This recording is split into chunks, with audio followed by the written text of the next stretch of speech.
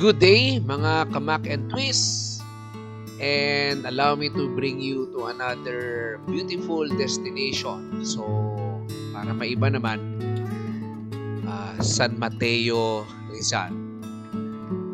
Okay, so maluwag naman yan, basta agahan mo lang yung biyahe mo, walang masyadong sasakyan. So ang pinuntahan namin ay Casa Peregrine Resort and Restaurant. So dito nga yan sa San Mateo, Rizal. Puntahan talaga to, no? So huwag kang magugulat kung ang dami-daming tao. In fact, di na nga kami naka-park dyan sa baba kasi nga puno na. So if you plan to visit, agahan mo lang. Kakakuha ka naman ng spot or slot. So basta agahan mo lang. And yun na nga, this is a resort and restaurant. So, pwede ka ding mag-overnight dito according sa mga friendly staffs. May pool din yan. Pwede ka maligo. Although hindi na namin nakita yon, baka hindi siya accessible sa mga walk-ins. So, magugulat ka, no, na meron palang ganitong destination dito. So, kung hindi pa ako nagmotor, baka hindi ko na-discover itong mga to. So, na-enjoy mo na yung ride.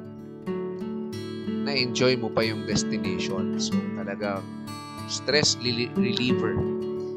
At sobrang enjoy. No? Lalo na sa talagang mga mahilig magmotor. So, what can you see here?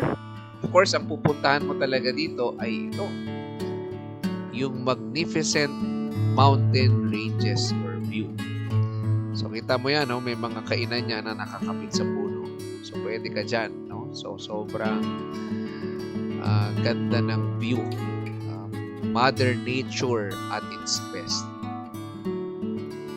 Kaya enjoy natin yan habang meron pa tayong mga ganyan, no? So, may mga ganitong lugar na pwedeng puntahan. So, sabi nila, life is short, no? So, while you are capable and of course able, alive, so as they say, no, traveling is for the soul. Yan ang pagkain. At mausapang pagkain, so hindi mawawala yan. So breakfast, so typical, may tapa, may sandwiches. So shout out kay Claire and kay Edwin, kay Kuya Ox, and of course kay Tom, mga natitirang members ng Ride Life. So, thank you for this ride. So ayan, bumaba muna tayo to check ano pa bang meron dito. So marami rin silang pa-activities.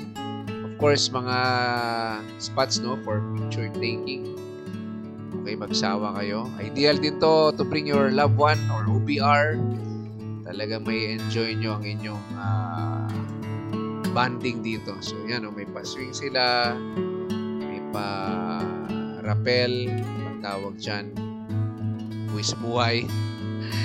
Okay, pero if you're that outdoor type of person, may enjoy mo talaga dito. So looking forward to our next ride life, and stay safe.